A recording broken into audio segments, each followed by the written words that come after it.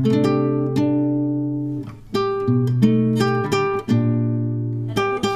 कैसे हैं आप। उम्मीद करती हूँ अच्छे होंगे, स्वस्थ होंगे। दोस्तों, दुनिया में लोगों ने एक अपनी धारणा बना रखी है कि अगर वो ज़्यादा से ज़्यादा मंदिर जाते हैं, प्रसादी चढ़ाते हैं, पूजा करते हैं, फूल माला चढ़ाते हैं, वस्त्र चढ़ाते हैं, अन्नदान करते हैं मंदिरों में, तो उनकी जो भक्ति है वो अटूट है, उनकी श्रद्धा जो भगवान में है वो सबसे ऊपर है। आप सच बताइएगा कि क्या ये सब करने से दुख दर्द कम होते हैं? आज हम देखते हैं कि लोग हैं, दूर दराज के मंदिर हैं, वहाँ जाते हैं, लाखों रुपए खर्च करते हैं और मौसम कैसा भी हो उसको सब सहन करते हुए वो मंदिर तक जाते हैं। वहाँ प्रसादी खरीदते हैं, फूल मालाएँ खरीदते हैं, उनके वस्त्र खरीदते हैं और दक्षिणा दान में भी करते हैं।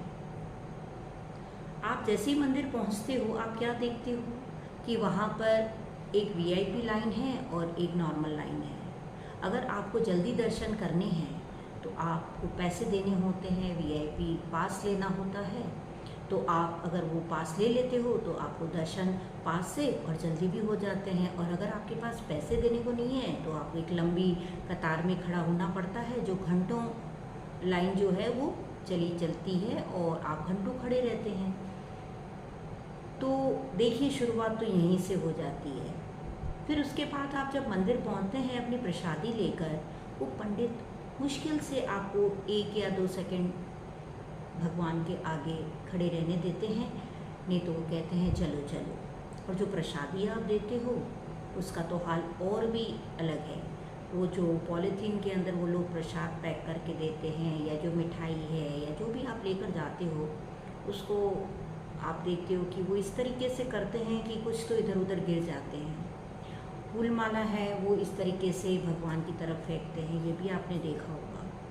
और जो वस्त्र आप चढ़ाते हो तो वो जो पॉलीथीन के अंदर अगर चुनरी वगैरह माता जी की होती है, उसको ज्यों की त्यों रखते हैं। वो आपके कहने से तो उन्हें चढ़ा देंगे, नहीं तो वो उस पन्नी के अंदर ज्यों की त्यों वस्त्र रख देते हैं, चढ़ाते तक नहीं है। होता क्या है कि वही वस्त्र बाहर की जो दुकानें लगी हुई है वहाँ तक वापस पहुँच जाता है और हम वापस वहीं से खरीद के मंदिर में चढ़ा देते हैं, जिसका हमें पता भी नहीं होता है। तो ऐसी श्रद्धा किस काम की? अब यहाँ जब हम प्रसाद खरीदते हैं, वहाँ हमारे 100, 500, 1000 इसकी कोई सीमा नहीं है, खर्च हो जाते हैं। वहीं पास में गरीब खड़ा होगा, वो कहेगा हमें साहब चाय पिला दीजिए, कुछ खिला दीजिए, तो हम उसे भगा देते हैं, चलो चलो हटो हटो। करते हैं ना, सब करते हैं। तो ऐसे में आपको क्या लगता है, ये क्या हमारी सच्ची श्रद्धा भक्ति है भगवान के प्रति? तो आज का जो मेरा विषय है दोस्तों, वो इसी पर है। मैं वंदना आप सबको अपने चैनल पर इनवाइट करती हूँ। और ये मेरा जो चैनल है, इसके अंदर मेरा मकसद जो रहेगा वो आप तक ऐसी बातों का रहेगा जो मैंने अपने निजी जीवन में अनुभव की है और मुझे ऐसा लगता है कि मुझे आपके साथ शेयर करनी चाहिए। हो सकता है सब शायद मेरी बात से सहमत हो ना हो, पर बहुत से लोगों को इससे लाभ मिल सकता है। इसलिए मेरी ये आपसे रिक्वेस्ट है कि आप मेरा चैनल अभी तक सब्सक्राइब नहीं किए हो तो सब्सक्राइब कीजिएगा, लाइक कीजिएगा और जितना हो सकता है शेयर कीजिए, क्योंकि ये वो बातें हैं जो मैं चाहती हूँ हर घर हर इंसान तक पहुँचे। और रही बात, अगर आपको कुछ मुझे कहना है तो आप कमेंट बॉक्स में कमेंट कर मुझे ज़रूर सूचित करें। बेल आइकन है उसको आप प्रेस कीजिएगा ताकि मेरा अगला वीडियो जो कोई भी होगा उसका नोटिफिकेशन सबसे पहले आप तक पहुंच जाएगा। तो आती हूँ अपने बात पर दोस्तों। ये जो श्रद्धा, ये भक्ति है, मैं इसको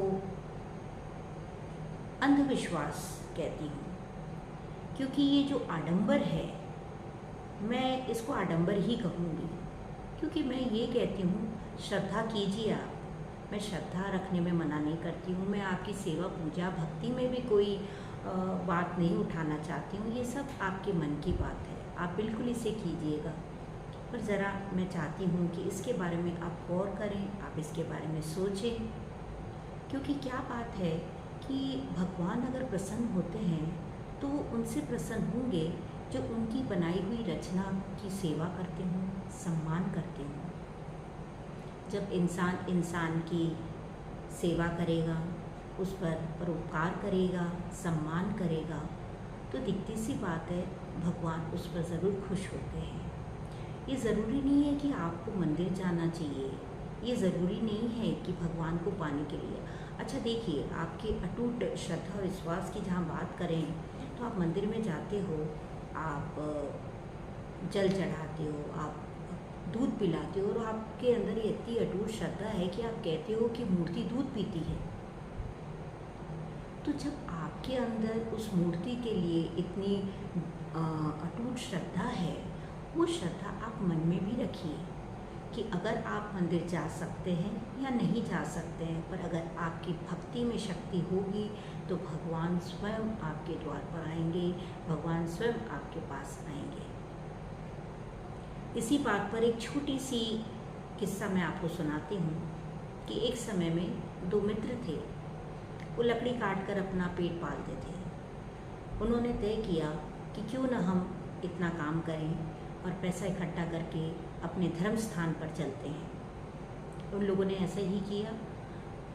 कुछ समय बाद उनके पास इतने पैसे हो गए थे कि वो यात्रा के लिए निकले। यात्रा के दरमियान एक व्यक्ति उन्हें मिलता है जो बहुत ज़्यादा बीमार होता है।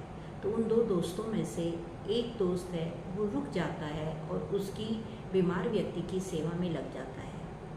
दूसरा दोस्त कहता है कि चलो भाई, हमें देर हो रही है, हमें अपने धर्म स्थान पर पहुंचना और जल्दी लौटना भी है। तो पहले मित्र ने कहा कि भाई, अगर तुम्हें जाना है तो तुम जाओ, मैं तो अभी इसकी देखभाल में लगा हूँ, और तुम्हें अगर जल्दी है तो तुम जाकर आओ। वो दूसरा मित्र है वो तो चला गया। जब वो दूसरा मित्र अपने धर्म स्थान पर पहुँचा और मूर्ति के सामने जाकर खड़ा हुआ, तो उसने उस मूर्ति के पीछे अपने मित्र को खड़ा पाया। वो चौंक गया, उसे लगा शायद वो आया होगा पीछे से, पर जब वो लौट कर आया यात्रा से तो उसने देखा उसका मित्र तो वहीं बैठा है उस मरीज व्यक्ति के पास।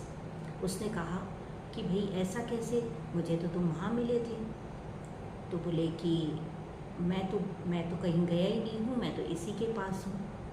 तो देखा वो पहला मित्र जो था वो उस बीमार व्यक्ति सेवा कर रहा था, और वो बीमार व्यक्ति कौन था? वो भी तो एक भगवान की रचना है। हम सब भगवान की रचना है। तो अगर हम प्राथमिकता परोपकार को दें, सेवा को दें, दूसरे के प्रति सद्भावना रखें और सम्मान करें, तो भगवान भी हमारे तरफ आते हैं, हमें अपना आशीर्वाद देते हैं।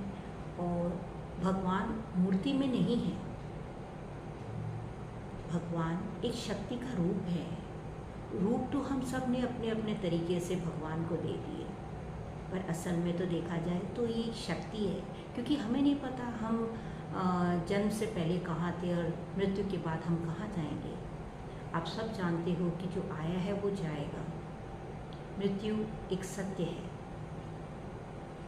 तो हमें इस जीवन में, हम जब आए हैं इस दुनिया में, हम पूजा पाठ तो करते हैं, पर हमें, जैसे हम गाय के लिए, कुत्ते के लिए और पक्षियों के लिए आपने देखा होगा रोटी निकालते हैं, वहीं आप अगर 2 रोटी किसी गरीब ज़रूरतमंद के लिए भी बना दें और फिर उसके चेहरे पे जो मुस्कान है, दुआएं हैं, वो आप जब देखोगे ना तो उससे ही आपको लगेगा कि आपको साक्षात भगवान के दर्शन हो गए हैं।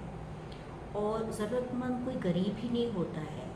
आज के समय में मैं तो ये देख रही हूँ कि कई माँ बाप, बूढ़े माँ बाप जो हैं वो अकेले हैं, उनके पास धन की कमी नहीं है, उनके पास साधनों की कमी नहीं है, पर वो मजबूर हैं, लाचार हैं, बीमार हैं, वो उठ नहीं पाते, कुछ कर नहीं पाते। ऐसे में अगर आप उनकी सेवा करें, उनके मदद आएँ, उनकी मदद करें और ज़्यादा से ज़्यादा आप ये परोपकार का काम करेंगे, तो मैं जानती हूँ ये सच्ची भक्ति और श्रद्धा होगी हमारे भगवान के प्रति। तो दोस्तों, ये था मेरा छोटा सा वीडियो और उम्मीद करती हूँ आपको मेरी कही हुई बातें अच्छी लगी होगी। बहुत जल्द आपके सामने एक दूसरा वीडियो लेकर आऊँगी, फिर शेयर करूँगी अपने कुछ अनुभव। तब तक के लिए आप सबका धन्यवाद। नमस्कार।